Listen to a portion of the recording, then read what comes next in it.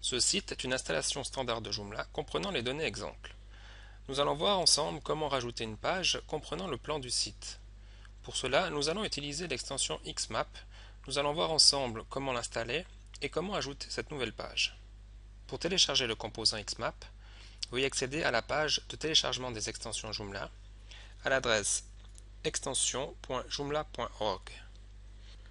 L'extension se trouve dans la catégorie Structure et navigation, puis Sitemap. Le composant se trouve en première position. C'est un des composants les plus populaires de Joomla. Cliquez sur Xmap, puis sur le bouton Download.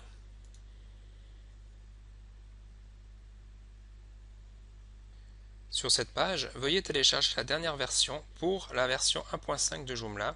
Actuellement, la dernière version est la 1.2.8. Comme vous pouvez le voir, la version 2.0 est en préparation et sera 100% compatible 1.6. Je clique sur le bouton Download et enregistre le fichier sur mon ordinateur.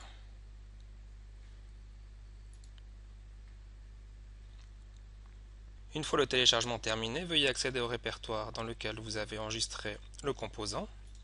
Comme écrit dans le nom de l'archive, il faut tout d'abord extraire le contenu de ce fichier. Je vais extraire donc ce contenu avec WinZip,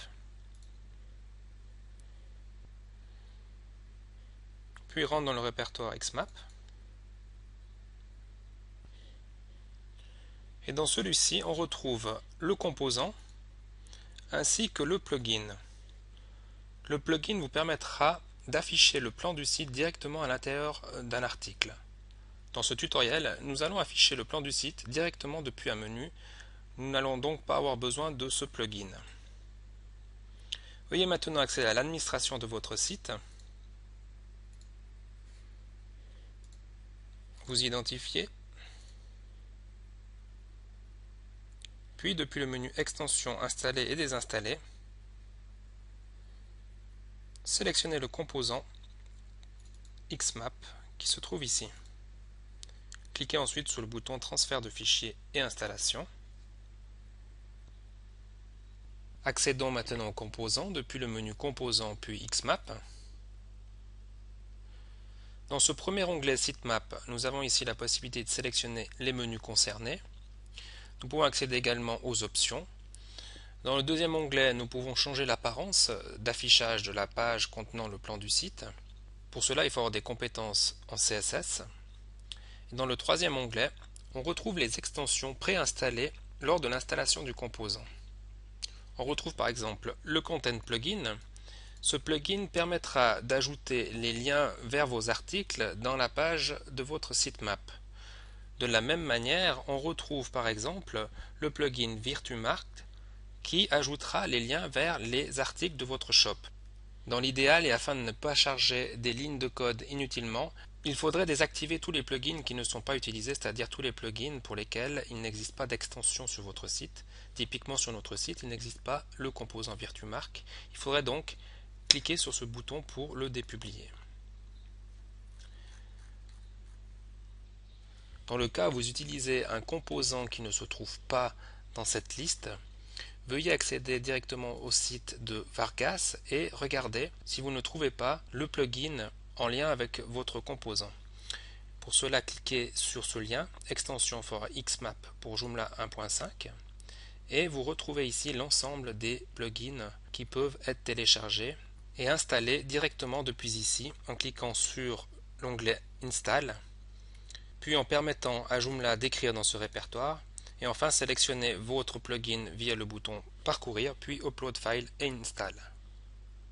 Comme mon site ne possède pas d'extension particulière, nous allons directement regarder comment ajouter un menu affichant le plan du site. Pour cela, je vais dans le menu Menu, puis Main Menu.